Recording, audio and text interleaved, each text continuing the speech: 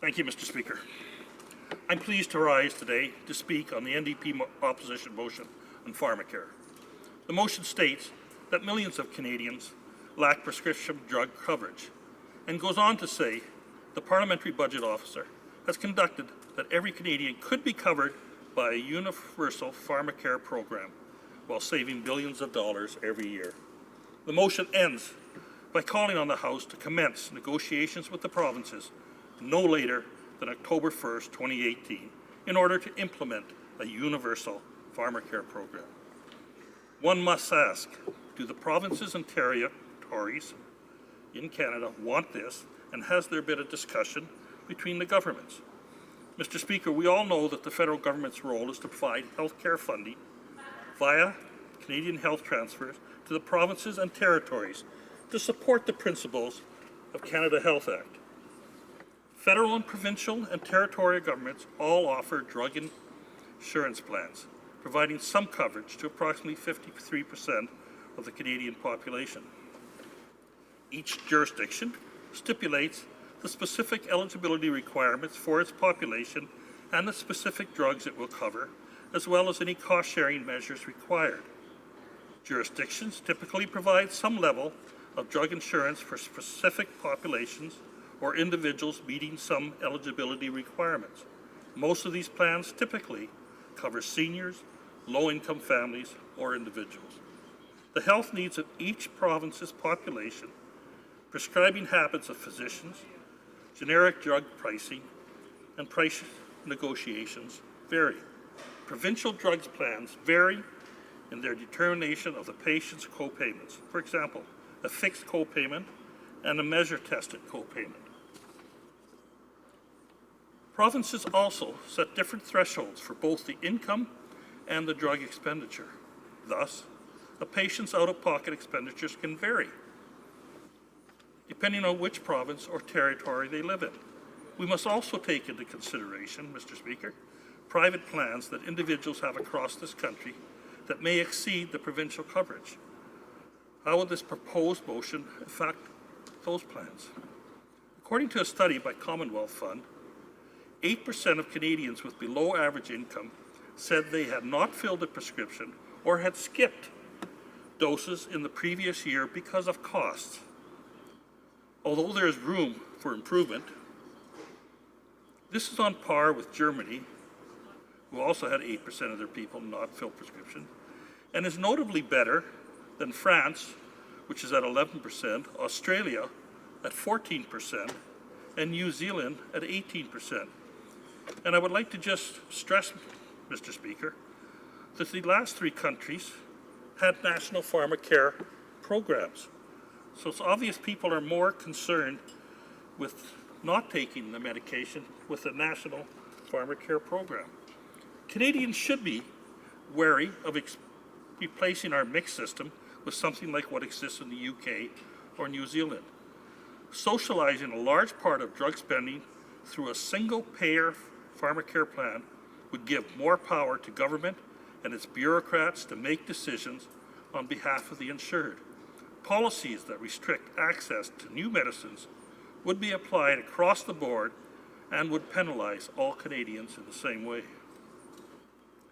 But replacing our current mixed public-private plans administered by the provinces with a national drug insurance monopoly is definitely not the solution. I believe it would harm Canadians, putting patients at risk and increasing the cost of our health care system in the long run, Mr. Speaker. Would one plan fit all segments of this country? I do not think so. Due to provincial and territorial jurisdictions, as well as the private health plans negotiated individually for the best prices and for prescription drugs. If there is only one buyer and our federal government is in control, common sense tells me, Mr. Speaker, the cost for prescriptions would be much higher. A 2002 study estimated that 11% of Canadians face the risk of high prescription drug costs because they lack coverage. 2% because they lack coverage, and approximately 9% because they were underinsured. Prescription drug expenditures in Canada was $28.8 billion in 2014, Mr. Speaker. When adjusted for inflation, out-of-pocket expenditures on prescription drugs per capita amounted to $179. Well, let's round it off to $180 in 2014. Prescription drugs expenditures have three components: the drug cost, the dispensing fees charged by the pharmacists, and the pharmacy markup where applicable. In 2012 and 2013, drug costs made up 74.4% of prescription drug expenditures in the public drug plans in Canada, whereas dispensing fees accounted for 21.4% and wholesale markup accounted for 4.2% of expenditures. The motion before us today begs the question, Mr. Speaker, how do we pay for a national Pharmacare program when the Parliamentary Budget Officer says it would cost $22.6 billion annually? And that's just an estimate. We only have to look at what took place today. Energy East Pipeline failed because of government bureaucracy, government red tape, government restrictions. This is 15,000 jobs that will not exist. This is revenue that will not come into our country. Money does not grow on trees, Mr. Speaker. The 2016 census states that the portion of the working age population, those between the ages of 15 and 64, declined from 68.5% in 2011 census to 66.5% in the recent one.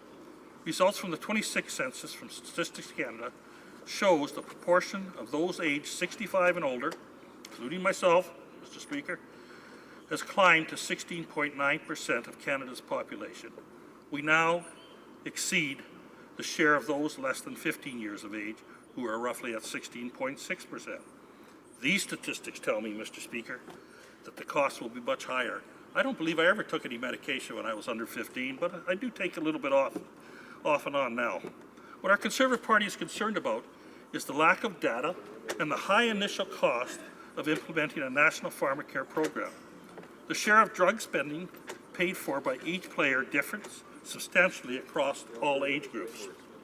Unfortunately, Mr. Speaker, what concerns me is the out-of-control spending and the deficits of this Liberal government will make it extremely difficult for any meaningful federal investment in health care or any other social program.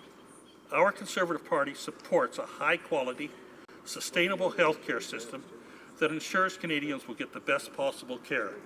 I believe that Canada's health care system is envied around the world, and when I have traveled over the last few years, I have talked to strangers about their health care programs, their governments, and they are envious of what we have here in Canada.